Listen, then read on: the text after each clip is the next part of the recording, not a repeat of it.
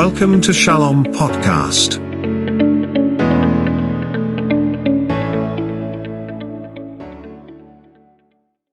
അനുദിന ജീവിതത്തിലെ പ്രതിസന്ധികളും അതിന് തക്ക പരിഹാരങ്ങളുമായി പ്രശസ്ത കൗൺസിലിംഗ് സൈക്കോളജിസ്റ്റും മോട്ടിവേഷൻ സ്പീക്കറുമായ ഡിംപിൾ റീഷൻ ഷാലോം പോഡ്കാസ്റ്റിലൂടെ നമ്മോട് സംവദിക്കുന്നു. First step.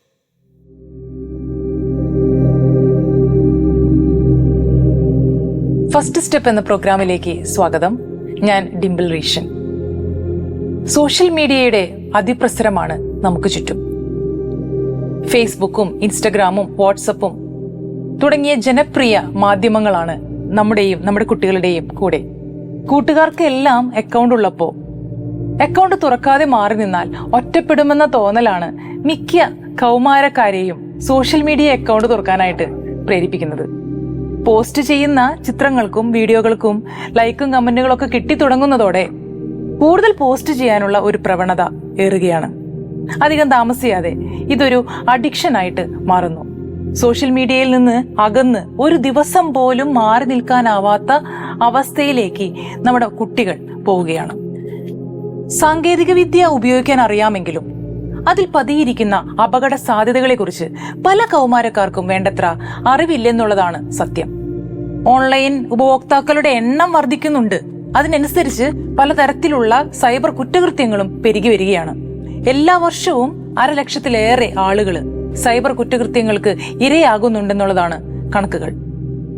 ഈ ഇരകളിലേറെയും കൗമാരക്കാർ തന്നെയാണ്. നമ്മുടെ ഇന്ത്യയിലെ കുട്ടികൾ കൂടുതലായി സൈബർ ആക്രമണത്തിന് വിധേയരാകുന്നതായിട്ട് നമുക്ക് കാണാം. കൗമാരക്കാരും യുവാക്കളും ഏറ്റവും കൂടുതൽ നേരിടുന്ന ഒരു സൈബർ ഭീഷണിയാണ് സൈബർ ബുള്ളി. ഒരു വ്യക്തിയെ മാനസികമായി തളർത്തിക്കൊണ്ട് സമൂഹത്തിൽ ഒറ്റപ്പെടുത്തുകയെന്ന ഉദ്ദേശത്തോടെ അയാൾക്കെതിരെ ഭീഷണി സന്ദേശങ്ങളും ചിത്രങ്ങളും അല്ലെങ്കിൽ വീഡിയോ ഒക്കെ സമൂഹ മാധ്യമങ്ങളിൽ പോസ്റ്റ് ചെയ്യുന്ന ഒരു പ്രവൃത്തിയാണ് സൈബർ ബുള്ളിങ് എന്ന് പറയുന്നത്.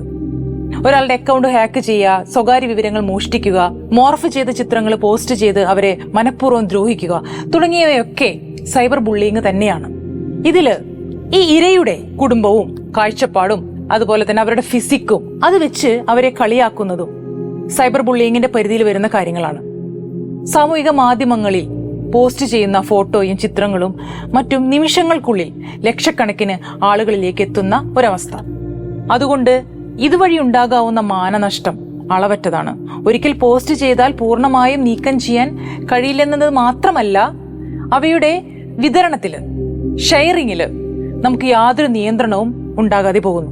ഈ സൈബർ ബുള്ളിങ് കുട്ടികളിൽ ഉണ്ടാക്കാവുന്ന കോൺസിക്വൻസസ് നിരവധിയാണ്. മാനസികമായിട്ടുള്ള പിരിമുറുക്കം, ഇത് പഠനത്തെ ബാധിക്കുന്നു, പരീക്ഷകളിൽ പരാജയപ്പെടുന്നു. പരീക്ഷയിലെ ഒരു പരാജയം ഒരുപക്ഷെ ആത്മഹത്യയിലേക്കും അവരെ നയിച്ചേക്കാം. പരീക്ഷയിൽ തോറ്റതിനെ തുടർന്ന് വിദ്യാർത്ഥി ആത്മഹത്യ ചെയ്തുവെന്ന് വാർത്തകളൊക്കെ നമ്മൾ പത്രത്തിൽ കാണുന്നുണ്ട്. ഒരു പക്ഷേ അതിന്റെ പിന്നിൽ യഥാർത്ഥ കാരണം സൈബർ ബുള്ളിങ് പോലെയുള്ള കാര്യങ്ങളാകാം. ഈ സൈബർ ബുള്ളിങ്ങിനെ നമ്മൾ എങ്ങനെ പ്രതിരോധിക്കാം? നമ്മുടെ ഒരു സുഹൃത്ത് സമൂഹ മാധ്യമത്തില് പോസ്റ്റ് ചെയ്ത മെസ്സേജ് നമ്മെ വേദനിപ്പിക്കുന്നതാണെങ്കിൽ അയാളോട് കയർത്തിട്ട് കാര്യമില്ല. കയർത്താൽ കൂടുതൽ മെസ്സേജുകളും ചിത്രങ്ങളും മറ്റും പോസ്റ്റ് ചെയ്യുന്നതിന് അയാൾക്ക് ഒരു പ്രചോദനമാണ്. മനസ്സിനെ വേദനിപ്പിക്കുന്ന ഇത്തരത്തിലുള്ള മെസ്സേജുകൾ പോസ്റ്റ് ചെയ്യരുതേ എന്ന് നമുക്ക് ആദ്യമായി അവരോട് അഭ്യർത്ഥിക്കാം. ശല്യം തുടരുകയാണെങ്കിൽ അത്തരക്കാരെ പാടെ ഒഴിവാക്കുന്നതാണ് ഏറ്റവും നല്ലത്. അവരുടെ സന്ദേശങ്ങൾക്ക്, അവരുടെ മെസ്സേജുകൾക്ക് മറുപടി കൊടുക്കുകയോ ഫോൺ കോൾ അറ്റൻഡ് ചെയ്യുകയോ അരുത്. നമ്മുടെ പ്രൊഫൈൽ കാണാനോ മെസ്സേജ് അയക്കുവാനോ സാധിക്കാത്ത രീതിയിൽ ഈ ഉപദ്രവകാരിയായ ആ ഒരു വ്യക്തിയെ നമ്മുടെ ഫ്രണ്ട് ലിസ്റ്റിൽ നിന്നും നീക്കം ചെയ്യണം. ഇതൊന്നും ഫലവത്താകുന്നില്ലെങ്കിൽ മാതാപിതാക്കളുടെ സഹായത്തോടെ പോലീസ് സ്റ്റേഷനിൽ പരാതി കൊടുക്കുകയും ഈ ഒരു മെസ്സേജുകളും മറ്റും നീക്കം ചെയ്യാത്ത തെളിവുകളുമായിട്ട് തന്നെ പോലീസിന് കൈമാറുകയും ചെയ്യേണ്ടതാണ്. കൗമാരക്കാർ നേരിടുന്ന മറ്റൊരു ഭീഷണിയാണ് സൈബർ ഗ്രൂമിംഗ് എന്ന് പറയുന്നത്. ലൈംഗികമായി ചൂഷണം ചെയ്യണമെന്ന ഉദ്ദേശത്തോടെ സോഷ്യൽ മീഡിയയിലൂടെ സ്ത്രീകളോടും കൗമാരക്കാരായ കുട്ടികളോടും വൈകാരികമായി ബന്ധമുണ്ടാക്കുന്നതാണ് ഈ ഒരു സൈബർ ഗ്രൂമിംഗ് എന്ന് പറയുന്നത്. ഓൺലൈനിലൂടെ പരിചയപ്പെടുന്നവരെ പൂർണ്ണമായും മനസ്സിലാക്കാൻ നമ്മുടെ കുട്ടികൾക്ക് കഴിയാതെ പോവുകയാണ്. ആട്ടിൻതോലണിഞ്ഞ ചെന്നായ്ക്കളെ തിരിച്ചറിയാൻ കഴിയാത്തതാണ് ഒരു പ്രധാന കാര്യം. ആത്മവിശ്വാസം കുറഞ്ഞവരും അധികം ഫ്രണ്ട്സ് ഇല്ലാത്തവരുമായിട്ടുള്ള കൗമാരക്കാർ മുതിർന്നവരുടെ മേൽനോട്ടമില്ലാതെ സൈറ്റിൽ കയറുമ്പോഴാണ് ഇങ്ങനെയുള്ള ചതിയിൽ കുടുങ്ങുന്നത്. ഈ സൈബർ ഗ്രൂമിംഗ് എങ്ങനെ തടയാം? യാതൊരു പരിചയമില്ലാത്തവരുടെ ഫ്രണ്ട് റിക്വസ്റ്റ് സ്വീകരിക്കാതിരിക്കുക. അതുപോലെ തന്നെ നമ്മുടെ പേരും നമ്മുടെ ഡേറ്റ് ഓഫ് ബർത്തും ഫോൺ നമ്പറും പഠിക്കുന്ന സ്ഥാപനത്തിന്റെ ഡീറ്റെയിൽസും തുടങ്ങിയ വ്യക്തിപരമായ കാര്യങ്ങൾ അപരിചിതരുമായിട്ട് ഷെയർ ചെയ്യാതിരിക്കാം. അതുപോലെ തന്നെ സോഷ്യൽ മീഡിയയിൽ നമ്മളെ കൂടുതൽ പുകഴ്ത്തുന്നവരെ സൂക്ഷിക്കണം. ഓൺലൈനിൽ മാത്രം പരിചയപ്പെട്ടയാളെ നേരിൽ കാണാൻ തനിച്ചു പോകാതിരിക്കുക. ലൈംഗിക ചുവയോടെ സംസാരിക്കുന്നവരെയും അതുപോലെ തന്നെ നമ്മുടെ ഫോട്ടോസ് ആവശ്യപ്പെടുന്നവരെയും പാടെ ഒഴിവാക്കുക. നിരന്തരം ശല്യം ചെയ്യുന്ന ആരെങ്കിലും ഉണ്ടെങ്കിൽ അവർ അയച്ച സന്ദേശങ്ങളും അതൊന്നും നശിപ്പിക്കാതെ തെളിവായി സൂക്ഷിക്കുകയും മാതാപിതാക്കളുടെ സഹായത്തോടെ പോലീസിൽ ഏൽപ്പിക്കുകയും ചെയ്യുക. സോഷ്യൽ മീഡിയയിൽ നിന്ന് ഒരു ദിവസം പോലും അകന്നിരിക്കാൻ നമുക്ക് പറ്റാറില്ല ഇപ്പോൾ.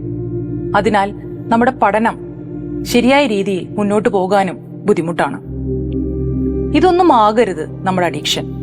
നമ്മുടെ കുടുംബവും നമ്മുടെ പഠനവും നമ്മുടെ ലക്ഷ്യങ്ങളുമാകണം നമ്മുടെ ലഹരി. ജീവിതം ഒന്നേയുള്ളൂ. അത് തോൽക്കാനുള്ളതല്ല, മറിച്ച് വിജയിക്കാനുള്ളതാണ്.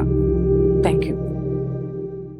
ഷാലോം പോഡ്കാസ്റ്റിലൂടെ നമ്മോട് സംവദിച്ചത് പ്രശസ്ത കൗൺസിലിംഗ് സൈക്കോളജിസ്റ്റും മോട്ടിവേഷൻ സ്പീക്കറുമായ ഡിംപിൾ റീഷൻ.